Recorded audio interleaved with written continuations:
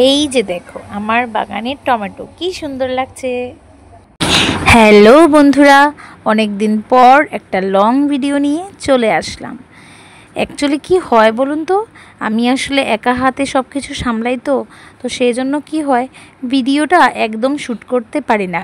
যখন যেটা করি একদমই পারি না শ্যুট করতে, তাই ছোট ছোট রিলস ভিডিওই আপলোড করি। কিন্তু এখন কন্টেন্ট মনিটাইজেশন পাওয়ার পর থেকে দেখছি ওরা বারবার বলছে যে সপ্তাহে 3টে করে হলেও লং ভিডিও দিতে, কিন্তু আমি তো একদম পারি না। যাই হোক, এখন থেকে পুরো চেষ্টা করব দেওয়ার।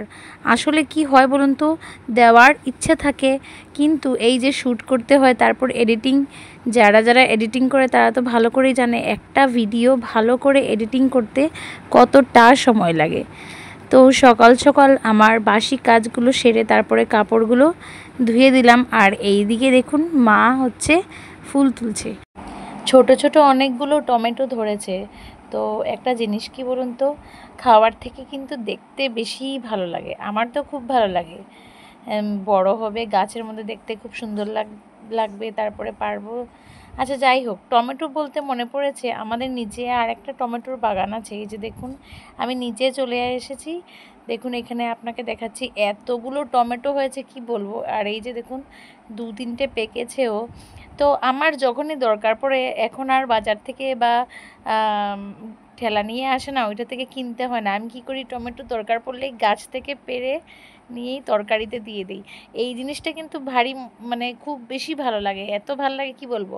আপনাদের কার কার এরকম ভালো লাগে যে গাছের মধ্যে, ঘরের মধ্যে বাগান থাকবে, বাড়ির মধ্যে বাগান থাকবে, আর বাগান থেকে নিয়েই যে কোনো সবজি ইউজ করে নেবে? এটা কিন্তু খুব ভালো লাগে। পয়সা খরচও হলো না, আর দেখতেও সুন্দর লাগলো, আর পুরো মানে একদম ন্যাচারাল জিনিসটা পেলাম, তাই নয় কি? এই যে দেখুন কি ভাল লাগছে দেখতে।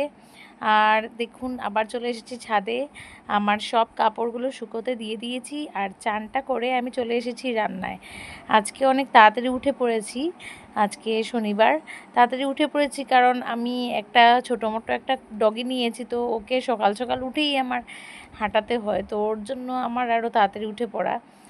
উঠে এখন একদিকে ভালোই হয়েছে, উঠে ওকেও হাঁটাই, আমার ব্যায়ামও হয়ে যায়। যাই হোক, তো নিরামিষ করেছি, আর রান্না হয়ে গেছে। তো সকালবেলা একবার ঘরটা ঝাড়ু দিয়েছিলাম, তো শুধু তো ঝাড়ু দিলে হয় না, আর সকালে খুব তাড়াহুড়ো থাকে। আমার হাজব্যান্ড তো যেহেতু ডিউটিতে যায়, তো তাড়াহুড়ো করে রান্না করতে হয়। তো যাই হোক, সব কাজটা শেষ করে খাওয়া দাওয়া কমপ্লিট করে চলে এসেছি একটু বিকেলের দিকে ছাদে। এদিকে বেবি ঘুমাচ্ছে, তারপর একটু ভিডিও শ্যুট করে নিলাম, রিলস ভিডিও। আর সন্ধ্যের টিফিন ছিল আমাদের পাস্তা। সন্ধেবেলা তো কিচ্ছু না কিছু লাগে, বিশেষ করে আমার আর আমার ছেলের, আমাদের দুজনের কিচ্ছু লাগেই লাগে। তো এই যে এদিকে টিভি দেখছে, আর দুই ভাই মিলে পাস্তা খেয়ে তারপর আবার কুরকুরি নিয়েছে একটা। আর এই যে দেখুন ঘরের কি অবস্থা, কি করব বলুন। আমার ঘরটা যতবারই মানে ঠিক করি ততবারই এরকম হয়ে যায়। আর মা এদিকে দেখুন, মা আছে মশারির ভিতরে, মা আছে আর টিভি আছে। আর আজকের জন্য ব্লগটা